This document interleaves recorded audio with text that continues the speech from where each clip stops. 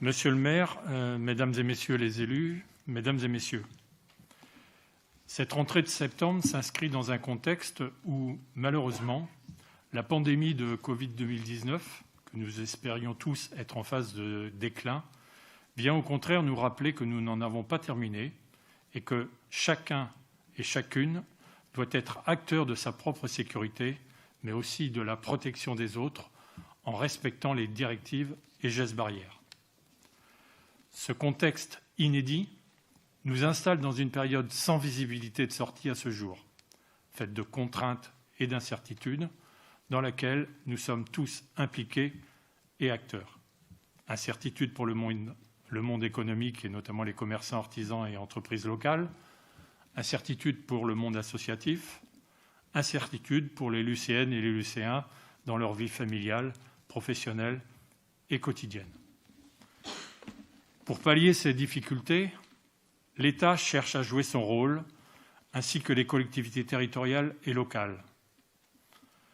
À l'échelle de notre ville, la municipalité, au plus près du terrain et des habitants, a également un rôle important d'accompagnement et de soutien.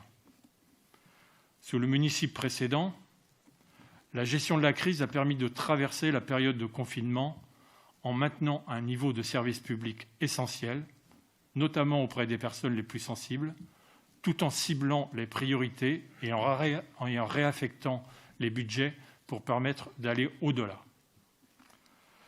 Le conseil municipal d'aujourd'hui va nous permettre notamment de découvrir les mesures complémentaires portées par la nouvelle majorité face à cette période et qui semblent s'inscrire dans la suite d'usage de certains dossiers présentés lors du conseil municipal du 15 juillet dernier.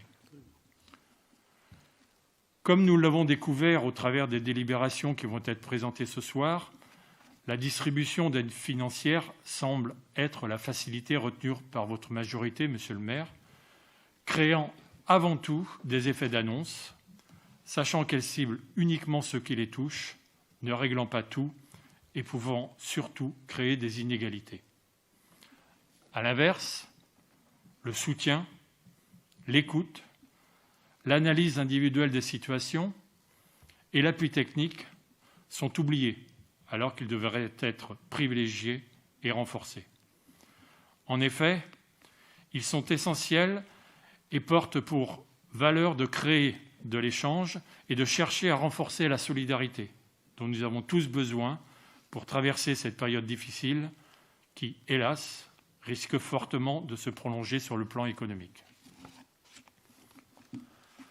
Dans ce contexte délicat, qui semble vouloir s'inscrire dans la durée, et au-delà de nos missions générales, notre rôle en tant qu'élus de l'opposition sera de renforcer notre veille et d'alerter sur des choix que vous souhaiteriez faire et qui seraient en décalage soit avec l'instant, soit sur le respect de l'équité pour l'ensemble de la population, avec pour nous la vision permanente de la défense de l'intérêt général des décisions municipales.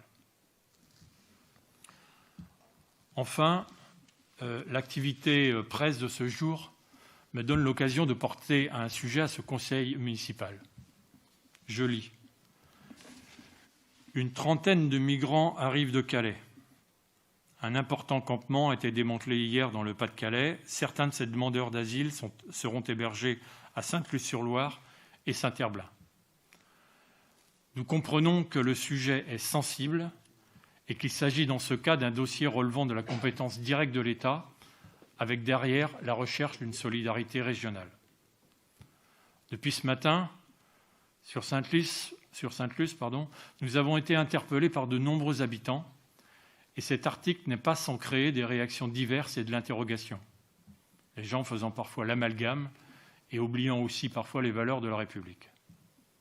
Monsieur le maire, cet été, après avoir reçu et installé sur Sainte-Luce plusieurs familles de Roms et un groupe de gens du voyage, vous aviez appelé, comme l'avait fait d'ailleurs avant vous votre prédécesseur, à la solidarité métropolitaine autour des populations migrantes.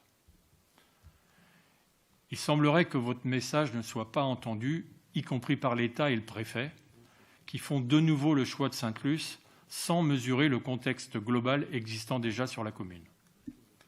Monsieur le maire, Sur ce dossier et ce choix lycéen, nous aimerions connaître votre position et celle de votre équipe, ainsi que les actions que vous avez entreprises en application de votre programme électoral.